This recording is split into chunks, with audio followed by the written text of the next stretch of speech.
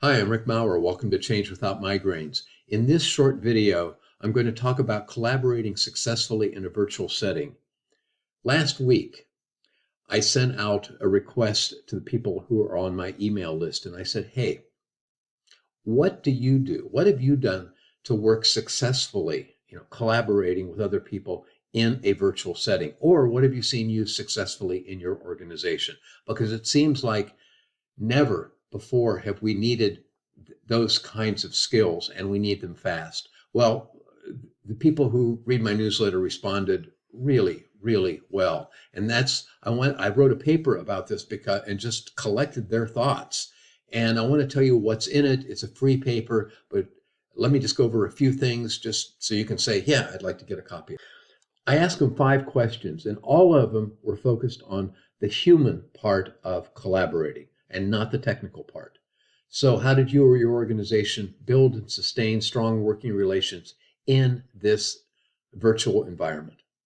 How did you or the organization encourage candid conversations about important issues? It's hard enough to get people to speak candidly when they're face to face. How did you do it well when we're not even looking at each other, or it's easy to kind of be off screen? Number 3, how did you make decisions that built on the strengths of various stakeholders? Number 4, how did you identify and deal with problems directly related to quality and efficiency of the work itself? In other words, how did you do the actual day-to-day stuff that really involves some problem solving and making sure that we're doing things correctly? And then in this virtual environment, how did you maintain a vibrant employee engagement? So I have a whole section of the paper that addresses those questions, and it's in their words. And by the way, the kinds of things they're suggesting are things that I think any of us could do. They are not selling some proprietary information, some proprietary software. They're saying, hey, here's something that worked for us. It's followed by some success stories. And I said, hey, if you have any stories that kind of pull all this together, tell me.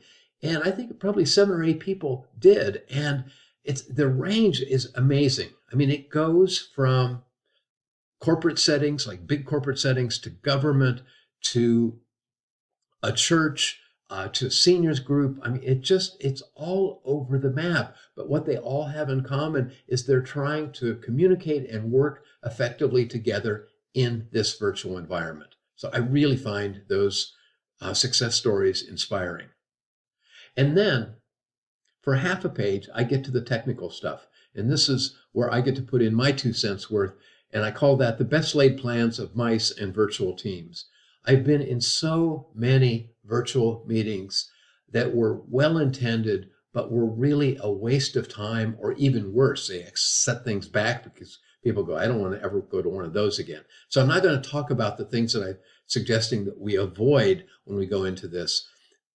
But I want to tell you one story that I do include in the paper.